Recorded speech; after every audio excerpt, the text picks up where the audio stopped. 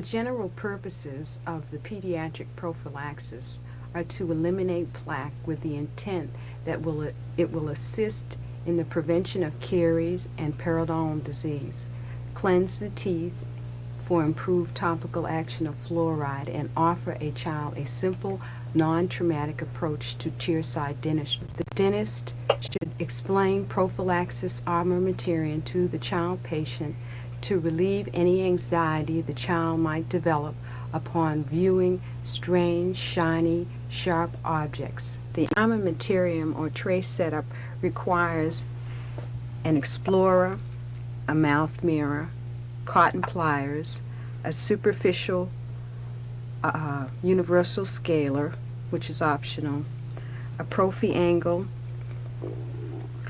dental floss, and 2 disclosing tablets, fluoride, prophy paste, patient towel, small and large suction tip, and a toothbrush, and some gauze. The patient's mouth should be examined for any local or systemic factors that may influence periodontal disease in children. The following list is introduced only as a guideline. Physiological changes associated with tooth eruption, pre-eruptive bulge, formation of the gingival margin, normal prominence of the gingival margin, gingival disease, chronic marginal gingivitis, local gingival recession, acute gingival infections, acute herpetic gingival stomatitis, monolysis, thrush, acute necrotizing ulcerative gingivitis, periodontal disease, periodontitis, advanced alveolar bone loss in adolescents, palmoplantar hypokeratosis with premature periodontal destruction, periodontosis, papillon-Leverfrom syndrome, severe idiopathic periodontal destruction in children, precocious advanced alveolar atrophy, traumatic changes in the periodontium, oral manifestations of systemic disease, Down syndrome, dilatant hyperplasia, gingival fibromatosis, puberty gingivitis, diabetes, immunodeficiency disorders, blood dyscrasias, malnutrition. Plaque and calculus removal. Remember to remove any appliances that your patient might be wearing before beginning your prophylaxis. Next, take into account the comprehension level of the patient. You should, in an appropriate language, introduce the child to the steps in the prophylaxis by the show and tell method. First, instruct the patient to chew a disclosing wafer. With very young children or those with disabilities, a cotton applicator dipped in disclosing solution may be applied to the teeth. After having the patient rinse with water, you should examine the teeth for areas of plaque accumulation and calculus deposits. The most frequent area of calculus deposit accumulation is the lingual surface of the mandibular incisors. Where gross calculus deposits are seen after disclosing, the operator should proceed to remove the hard deposits with a universal superficial scaler. To avoid nicking the teeth and surrounding tissues, these instruments are activated at an angle of slightly less than 90 degrees with the tooth surface.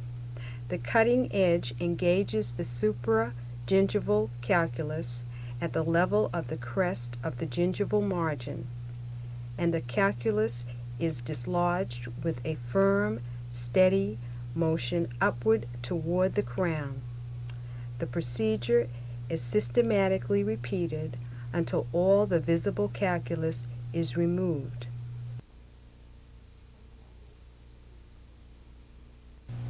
When you are ready to begin the prophylaxis, the prophy angle is placed on the low-speed handpiece and the rubber prophy cup is attached.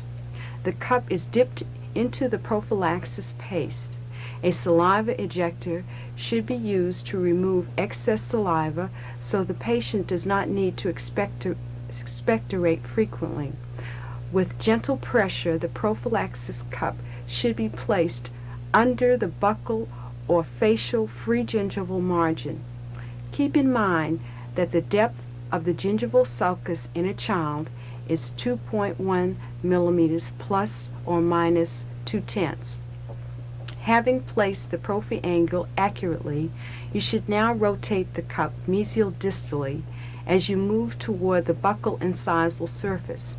Then proceed to cleanse the occlusal surface. Finally, moving to the lingual surface, cleanse the lingual gingival sulcus last. Make sure that you do not overlook cleaning the interproximal embrasures. When all the surfaces have been polished and before rinsing the mouth, use dental floss to pull prophy paste into the interproximal surfaces. It is recommended that the remaining disclosing wafer now be used to check for any areas omitted during the prophylaxis. The patient is now ready for the fluoride treatment. The technique for the clinical fluoride therapy. There are two suitable techniques we use for clinical fluoride therapy. One, the double rinse technique, which is best. First, dispense 1 ounce of APF, the red solution, into a plastic cup, 1 squirt of the plunger.